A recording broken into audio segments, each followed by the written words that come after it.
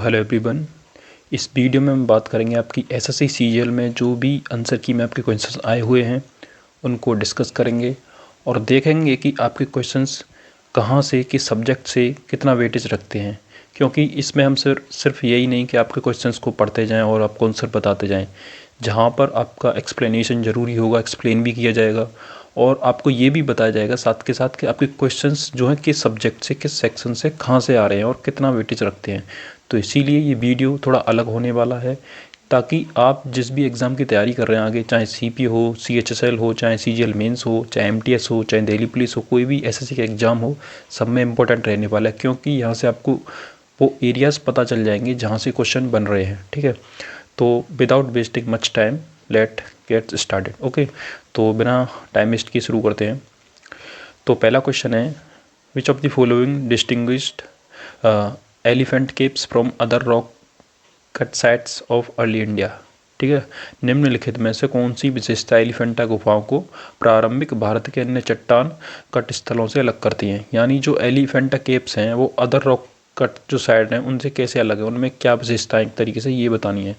तो इसकी विशेषता क्या है, ये जो केव हैं मेन जो है फोकस करती हैं सेवाइट थीम पर, यानी ठीक है सेवाइट थीम पर। और ये sculptures depth through light and shadow के थ्रू इसकी गहराई का पता चलती है। ये इनकी विशेषता है आपकी एलिफेंटा केव्स की। तो इसका आंसर ये हो जाएगा। और ये एंशिएंट इंडिया के आर्ट एंड कल्चर से आपका क्वेश्चन है। ठीक है, नेक्स्ट क्वेश्चन की बात करते हैं। आपका स्टेटमेंट वाला क्वेश्चन है, read the statement about the गोचा festival of Bastar. आपके ये क्वेश्चन जो स्टेट एक जीके में फेस्टिवल से क्वेश्चन पूछा गया है, तो इसमें आपका पूछा है कौन सा स्टेटमेंट सही है। तो पहला स्टेटमेंट है, tupki mock gun made up of bamboo uses goncha fruit as a bullet. Tupki जो कि बांस से बनी एक नकली बंदूक है जिसमें गोलियों के रूप में गोंचा फल का उपयोग किया जाता है। ठीक है, और दूसरा स्टेटमेंट है, the chariot प्रोसेसन was started by Chalukya ruler. ठीक है, यानी आपके जो गोंचा फेस्टिवल के बारे में दो स्टेटमेंट है आपकी, और तो ये दोनों स्टेटमेंट सही हैं, यानी ए और बी ओनली 1 एंड 2 इसका आंसर हो जाएगा। ठीक है, और तीसरी वाली जो इसमें पूछा था, यात्रा बिगन जो होती है आषाढ़ के शुक्ल में, ठीक है, तो ये गलत है, इसका टाइम गलत दे रखा है, इसीलिए ये आपका जो ऑप्शन है गलत होगा। अगर आपको ये भी ऑप्शन यहाँ से एलिमिनेट कर पाते, तो जैसे ये कर लिया आपका, तीसरा गलत है, ये भी गलत, तीसरा इसमें ये भी गलत, तो बचता आपका यही। ठीक है, तो इसीलिए ये सही है। ठीक है, नेक्स्ट क्वेश्चन है, इन Karnataka music a laghu with 5 beats is known as. यानी कर्नाटक म्यूजिक में आपका स्टैटिक जीके से क्वेश्चन है म्यूजिक में, तो स्पेशली जो कर्नाटक म्यूजिक है उससे पूछा है, अ लघु विद 5 बीट्स, यानी कर्नाटक संगीत में 5 ताल वाले लघु को क्या कहते हैं। ठीक है, तो उसको क्या बोलते हैं, खंडा। ठीक है, खंडा बोलते हैं इसको। और ये आपका स्टैटिक जीके में म्यूजिक से क्वेश्चन था। ठीक है, नेक्स्ट क्वेश्चन है, विच of the following statement about judo is correct. आपके जूडो के बारे में स्टेटमेंट पूछा, कौन सा सही है। तो पहला स्टेटमेंट पढ़ते हैं, judo was introduce in 1882 by the Jigoro कानो इन जापान। ठीक है, तो इसकी जापान में शुरुआत हुई 1882 में बाय जिगोरो कानो के द्वारा।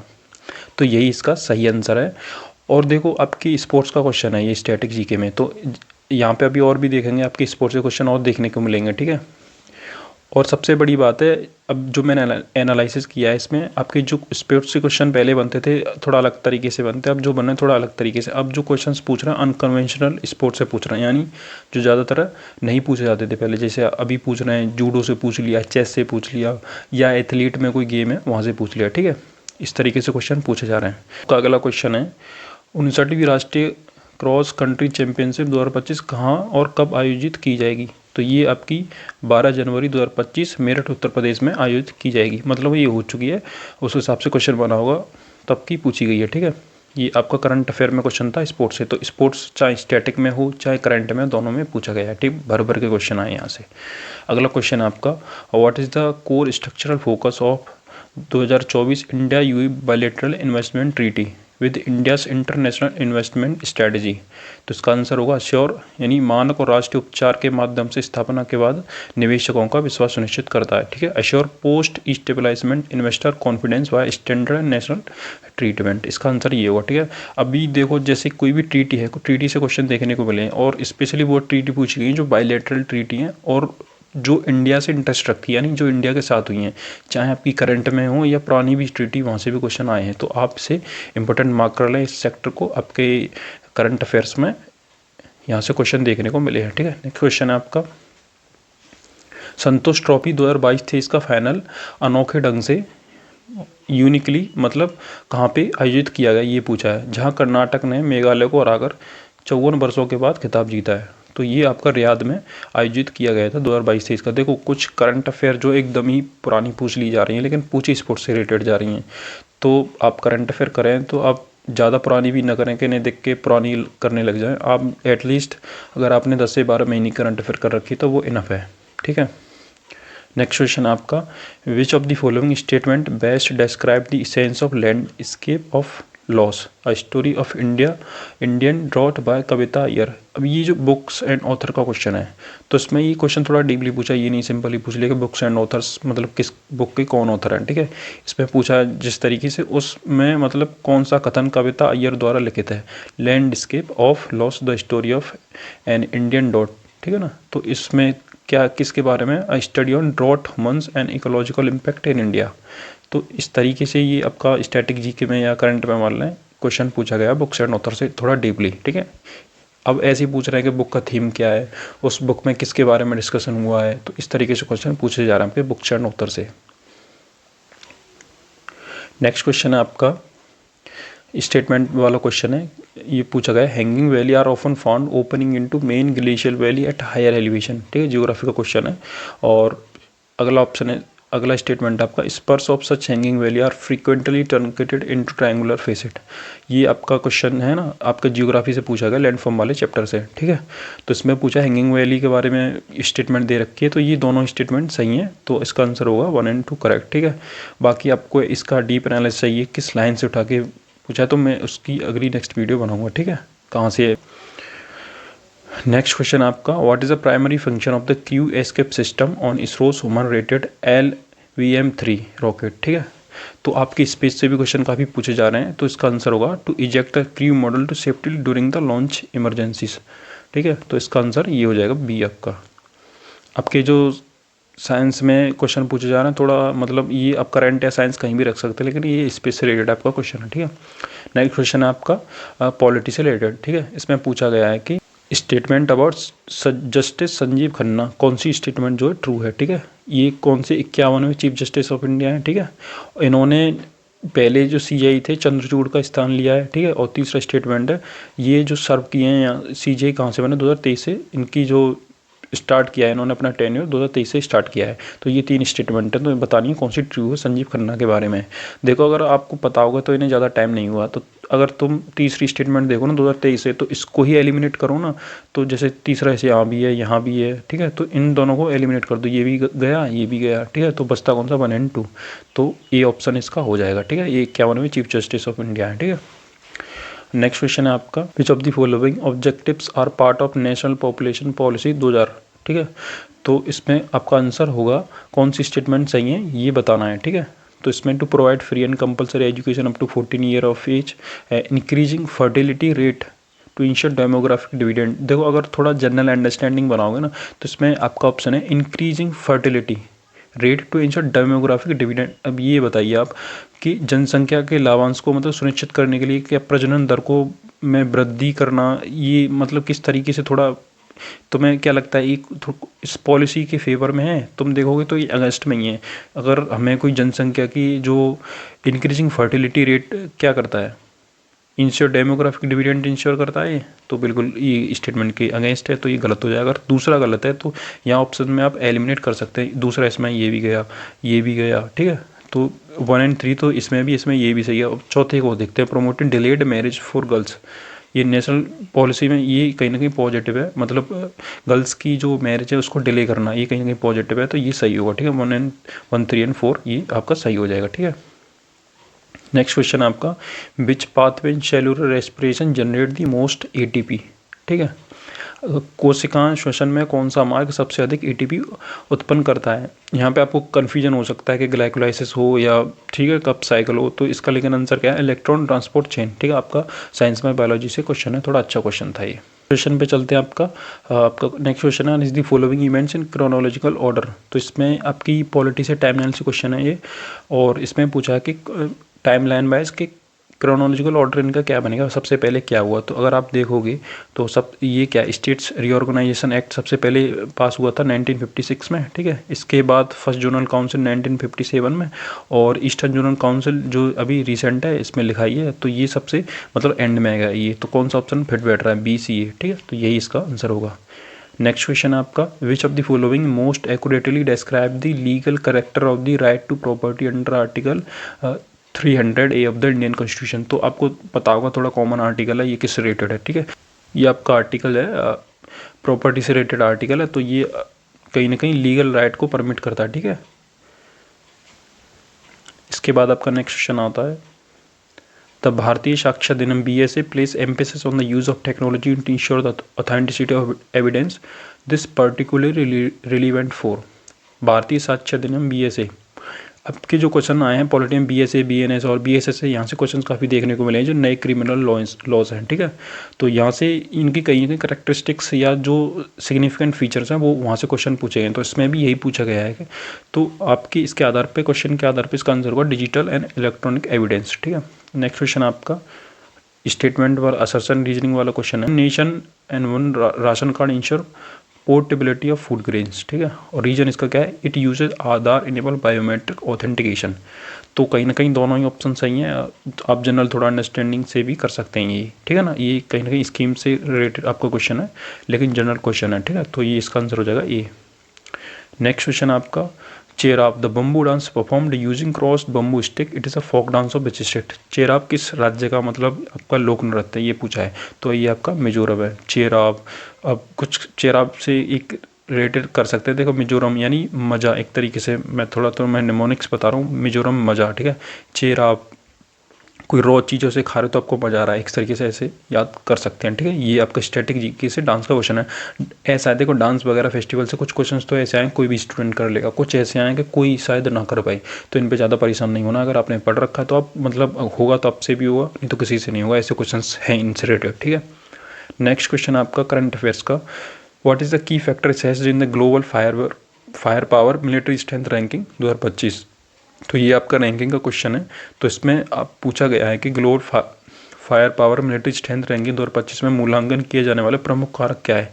तो सिंपल सी बात है, ये कल्चरल इन्फ्लुएंस, हेल्थ केयर, इनसे तो होगा नहीं, कहीं ना कहीं डिफेंस बजट से ही फायरवर्क और मिलिट्री का स्ट्रेंथ की रैंकिंग की जा सकती है, ठीक है। तो ये इसका एलिमेंट हो सकता है, तो ऑप्शन से आप थोड़ा एज्यूम कर सकते थे, डिफेंस बजट इसका आंसर हो जाएगा, ठीक है।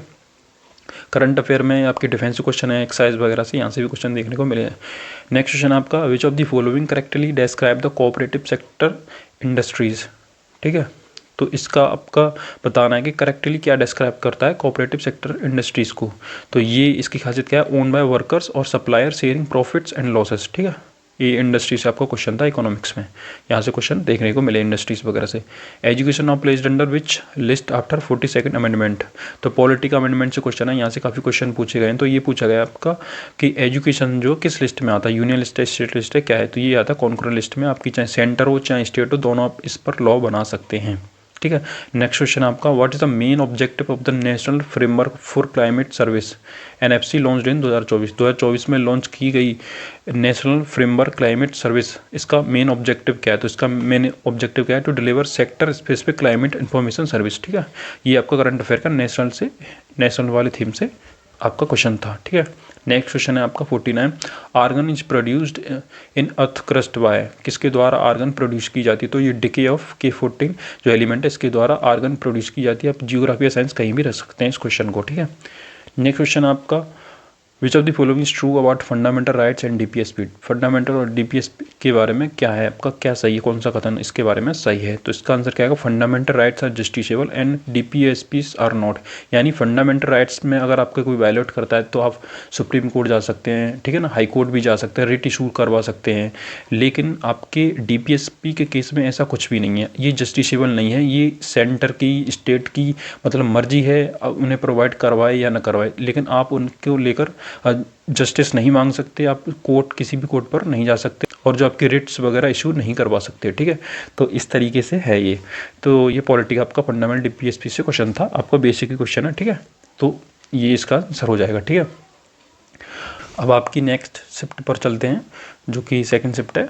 तो इसमें आपके क्वेश्चंस देखते हैं, ठीक है। तो आपका जो क्वेश्चन है स्टेटमेंट पर बेस्ड है, सर्च एंड रीजनिंग वाला क्वेश्चन है, ठीक है। तो इसमें आप देखते हैं कि हुमायूं टॉम जो है was the first major Mughal garden tomb and directly inspired the design of the Taj Mahal, ठीक है। और इसका रीज़न क्या है, it introduce the charbagh garden layout and double dome museum styled, ठीक है, जो कि बाद में मुगल की जो आर्किटेक्चर का उसकी खासियत बनी, ठीक है। तो ये दोनों में से आपको पूछा है कि कौन सी स्टेट में असर्शन रीजन में कौन सी सही है, ठीक है। तो ये दोनों ही सही हैं और इसका एक ये रीजन भी है। देखो आपके ये हिस्ट्री से क्वेश्चन है, वो भी आपका मेडिवल इंडिया में और मुगल से है, मुगल में भी आर्किटेक्चर वाला क्वेश्चन है। यानी आपको एक चीज़ कॉमन दिखी होगी अभी तो क्वेश्चन में, आपकी जितनी भी हिस्ट्री से क्वेश्चन बन रहे हैं वो कहीं ना कहीं आर्किटेक्चर से रिलेटेड है, चाहे वो एंशियंट में हो चाहे वो मेडिवल में हो। तो आपका आर्ट एंड कल्चर और आर्किटेक्चर वगैरह इंपॉर्टेंट हो जाता है, ठीक है। आपका नेक्स्ट क्वेश्चन है, which ancient rulers administration is noted for its highly centralised structure. किस प्राचीन शासक का शासन अपनी अत्यधिक केंद्रित संरचना के लिए जाना जाता था, ठीक है। तो ये कहीं ना कहीं सेंट्रलाइज स्ट्रक्चर के लिए पूछा गया, कौन किसका एडमिनिस्ट्रेशन जाना जाता किस रूलर का। तो ये आपका आंसर होगा चंद्रगुप्त मौर्य। यानी ये आपके जो चंद्रगुप्त मौर्य थे, इनका जो सिस्टम था, एडमिनिस्ट्रेशन था, पूरा सेंट्रलाइज था। यानी एक तरीके से आप ऐसे समझ सकते हैं जैसे अभी सेंट्रल गवर्नमेंट है, यानी स्टेट की पावर ना हो, कम से कम ऑटोनॉमी हो, सेंटर की ज़्यादा ऑटोनॉमी हो, जहाँ पे सेंटर्स की चलती हो। तो इस तरीके से आप समझ सकते हैं, ठीक है। ये सेंट्रलाइज था और जो भी मतलब कमांड होती है सीधी नीचे तक सेंटर के द्वारा ही कमांड दी जाएगी और उसे एग्जीक्यूट भी उसके अकॉर्डिंग किया जाएगा। तो इस तरीके से आप समझ सकते हैं। आप इसमें देखोगे कि ये हिस्ट्री से क्वेश्चन आपके कहाँ से बन रहे हैं, एंशियंट में, और वो भी मॉडर्न से और एडमिनिस्ट्रेशन से क्वेश्चन है। यानी आपका जो एडमिनिस्ट्रेशन वाला पार्ट है ना, वो बहुत ही मोस्ट इंपॉर्टेंट है। और उसमें भी आपके मॉडर्न वगैरह एडमिनिस्ट्रेशन या जो भी हिस्टोरिकल कीवर्ड्स होते हैं ना, उनको देखकर जाइएगा। आगे भी यहाँ से क्वेश्चन देखने को मिलेंगे। मैंने कीवर्ड से रिलेटेड एक ऑलरेडी वीडियो बना दी है हिस्ट्री की, तो उसे देख लेना, बहुत ही इंपॉर्टेंट है। आपके एंशियंट से वहाँ से भी क्वेश्चन बने हैं और आगे भी बनेंगे, ठीक है। नेक्स्ट क्वेश्चन है, विच of the following correctly reflect the evolution of Indian classical music. निम्नलिखित में से कौन सा कथन भारतीय शास्त्रीय संगीत के विकास में सही ढंग से दर्शाता है, ठीक है।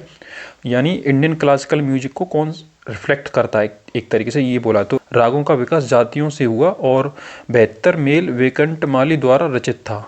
तो इसका आंसर ये होगा, ठीक है, इंडियन क्लासिकल म्यूजिक से। इसमें भी एक चीज़ गौर करने वाली है, आपकी स्टैटिक जीके में जो आपके क्वेश्चन बने हैं ना म्यूजिक से, वो क्लासिकल म्यूजिक से ही बने हैं, ठीक है। कर्नाटक म्यूजिक या ये यहीं से क्वेश्चन बने हैं, ठीक है। तो ये इंपॉर्टेंट हो जाता है आपके लिए। नेक्स्ट क्वेश्चन आपका, consider the following statement about the phases of long jump.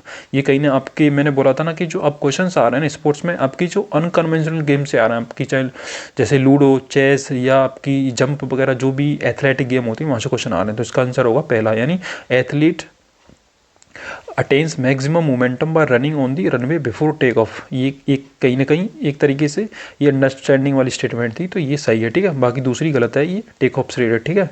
और नेक्स्ट क्वेश्चन आपका 30, जो Mary Kom's most recent international gold medal was won at which tournament.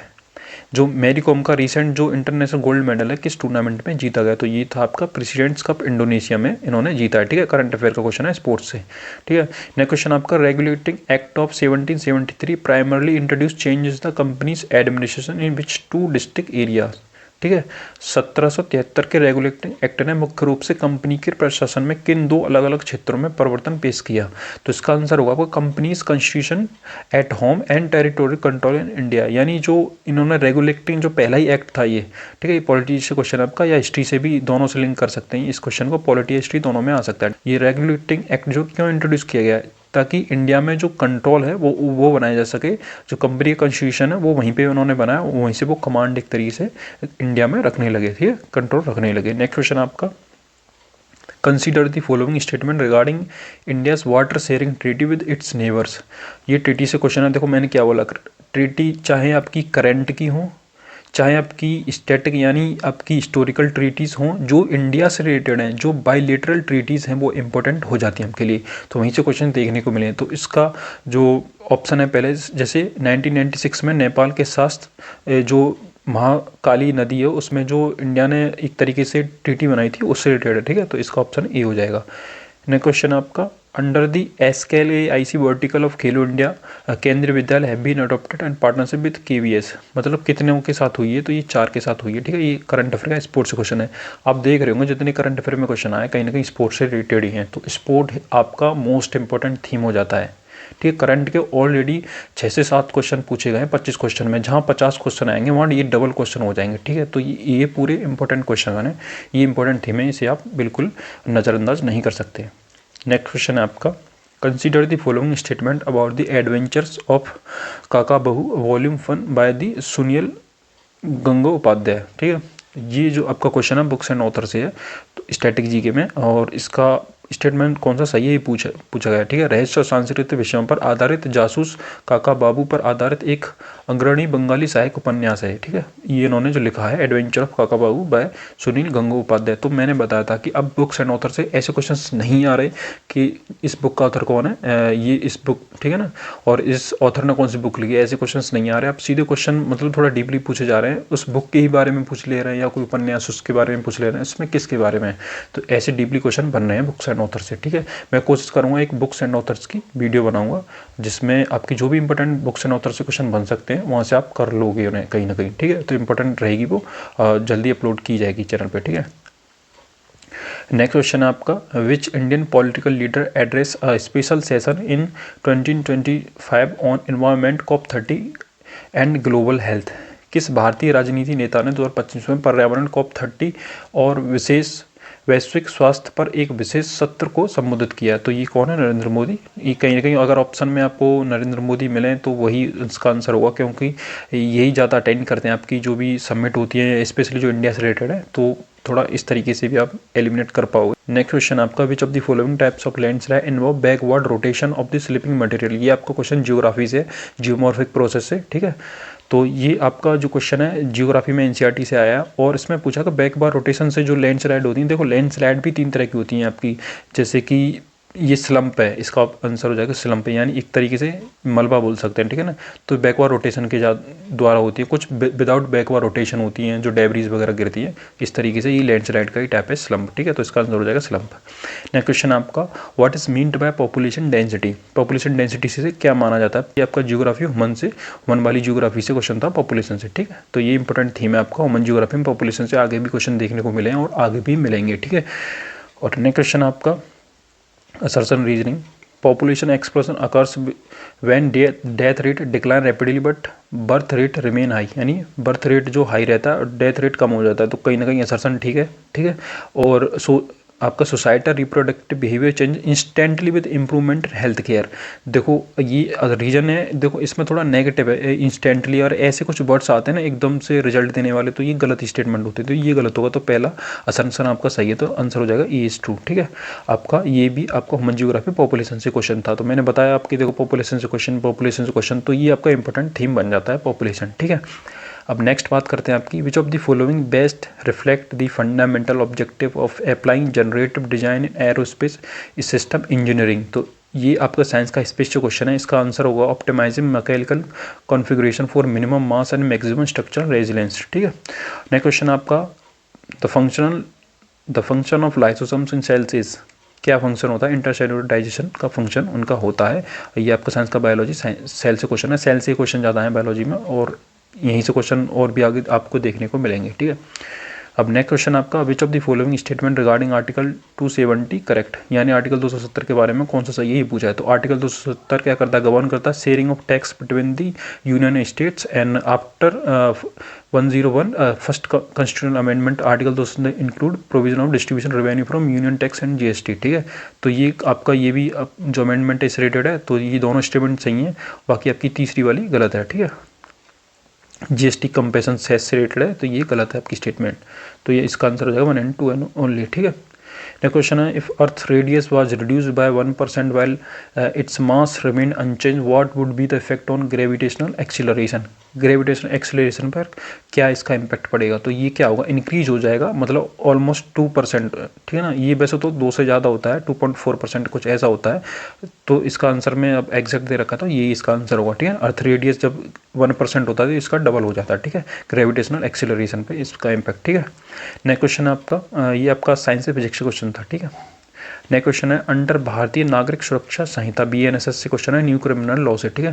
What is the maximum period for which a person can be held in police custody in even if remanded periodically by magistrate, ठीक है ना। ये अगर magistrate के द्वारा remanded periodically time से किया जा रहा है तब भी कितने मैक्सिमम दिन तक इसे कस्टडी में रखा जा सकता है, तो इसका आंसर होगा 15 दिन, ठीक है, फॉर इनिशियल रिमांड, एंड ये आगे भी बढ़ाई जा सकती हैं, ठीक है। नेक्स्ट क्वेश्चन आपका ये आपका BNS से क्वेश्चन है। देखो बताया ना मैंने, क्रिमिनल लॉ से क्वेश्चन बनना है, चाहे आपका BNS हो चाहे BNNS हो, ठीक है। जो भी आपके क्रिमिनल लॉज हैं ये वाले, कोई भी यहाँ से क्वेश्चन देखने को मिल रहे हैं, ठीक है। नेक्स्ट क्वेश्चन आपका what is the age range for farmers to enrol in the Pradhan Mantri Kisan मानधन योजना PMKMY से आपका यानी स्कीम से क्वेश्चन है। तो इसमें कितनी एज है? 18 से 40 वर्ष इसकी एज होनी चाहिए, ठीक है। नेक्स्ट क्वेश्चन आपका सरसर रीजनिंग से उड़ान स्कीम, ठीक है ना। और देखो स्कीम का ये क्वेश्चन है, स्कीम का यहाँ भी क्वेश्चन है। उड़ान scheme improve the regional air connectivity, ठीक है, आपका नाम से क्लियर है। उड़ान ये रीजनल कनेक्टिविटी के लिए है, ठीक है। इट प्रोवाइड फाइनेंशियल वायबिलिटी के फंडिंग टू एयरलाइंस, यानी ये दोनों ही स्टेटमेंट आपके सही हैं, क्योंकि इसमें उड़ान स्कीम में इसका मेन काम यही है रीजनल कनेक्टिविटी बढ़ाना, यानी जैसे छोटे शहरों में भी आपकी कनेक्टिविटी बढ़ जाए एयरलाइन वाली, ठीक है। और ये क्या प्रोवाइड करती है? फाइनेंशियल वायबिलिटी गैप, यानी जो एयरलाइंस हैं उनको गवर्नमेंट फंड करेगी ताकि जैसे आम लोग हैं वो भी उसमें एक तरीके से सफ़र कर सकें, ठीक है। तो इसका एक मोटो भी था, उड़े देश का आम नागरिक, ठीक है। तो ये इसका आंसर, दोनों स्टेटमेंट सही है, तो ये हो जाएगा इसका ये आंसर, ठीक है। नेक्स्ट क्वेश्चन आपका according to global city index 2025 by the Oxford Economics which 2 cities retain the top position, यानी टॉप पोजीशन किन 2 सिटी के ग्लोबल सिटी इंडेक्स में? तो ये आपकी लंदन है, न्यूयॉर्क, ठीक है। तो इसका आंसर हो जाएगा ये। और आपका जैसे मैंने बताया कि इंडेक्स क्वेश्चन आ रहे हैं करंट अफेयर में, तो ये भी आपका एक इंपॉर्टेंट थीम हो जाता है, ठीक है। करंट अफेयर में अभी तक स्पोर्ट्स से आपने देखा, ठीक है, स्कीम से क्वेश्चन देखा, ठीक है, स्पोर्ट्स है आपका, ठीक है, स्कीम है आपकी, रैंक एंड इंडेक्स है, तो यहाँ से क्वेश्चन देखने को मिले, ठीक है। अभी और भी आगे हम बताएंगे कहाँ से क्वेश्चन आए, ठीक है। नेक्स्ट क्वेश्चन आपका which of the following statement about light industry correct, ठीक है। लाइट इंडस्ट्री के बारे में कौन सी स्टेटमेंट ट्रू है ये पूछा है, ठीक है। तो use light material to make consumer goods, ठीक है। अब सिंपल सी बात है, जो लाइट इंडस्ट्री है एक तरीके से हल्के उद्योगों की इंडस्ट्री, तो उनमें लाइट ही मटेरियल यूज होगा, तो इसका थोड़ा अंडरस्टैंडिंग वाला क्वेश्चन था, तो इसका D इसका हो जाएगा स्टेटमेंट सही, ठीक है। ये ज्योग्राफी इंडस्ट्री से क्वेश्चन था, ठीक है। जियोग्राफी रखो या इकोनॉमिक्स कहीं भी रख सकते हैं इस क्वेश्चन को, लेकिन ये आता कोर जियोग्राफी में ही है। नेक्स्ट क्वेश्चन आपका schedule 7th of the new question, ये किसके बारे में? ये लिस्ट के बारे में आपको पता ही, पॉलिटी का क्वेश्चन है, ठीक है।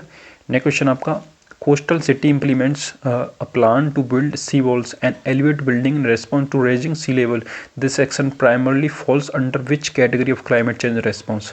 तो ये किस क्लाइमेट चेंज रेस्पॉन्स में आता है? ये आपका ज्योग्राफी से क्वेश्चन है, एक बेसिक अंडरस्टैंडिंग का क्वेश्चन है, तो ये क्लाइमेट चेंज अडेप्टेशन।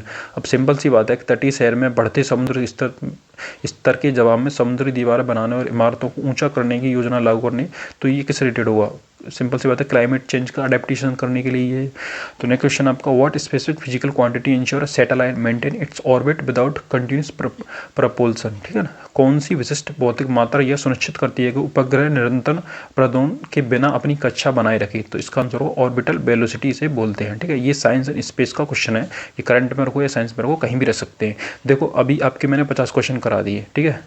और आगे के क्वेश्चन जब भी आएंगे, अगर जैसा आपका रेस्पॉन्स रहता है, अगर आपका रेस्पॉन्स अच्छा रहता है कि हाँ आपको चाहिए इसी तरीके से क्वेश्चन पूरा मतलब बता के कहाँ से क्वेश्चंस आ रहे हैं, कौन से टॉपिक इंपॉर्टेंट हो जाते हैं, जैसे मैंने मार्क कर रखे हैं, तो आप बता सकते हैं कमेंट सेक्शन में। और बाकी आप चैनल को सब्सक्राइब जरूर कर लें, क्योंकि यहाँ से ही आपके रेस्पॉन्स की पता चलती है आपका रेस्पॉन्स कैसा है, ठीक है। तो चैनल को सब्सक्राइब कर लें, आगे का पार्ट आपको जब भी देखने को मिलेगा, ठीक है। बाकी मिलते हैं नेक्स्ट वीडियो में, बेस्ट ऑफ लक।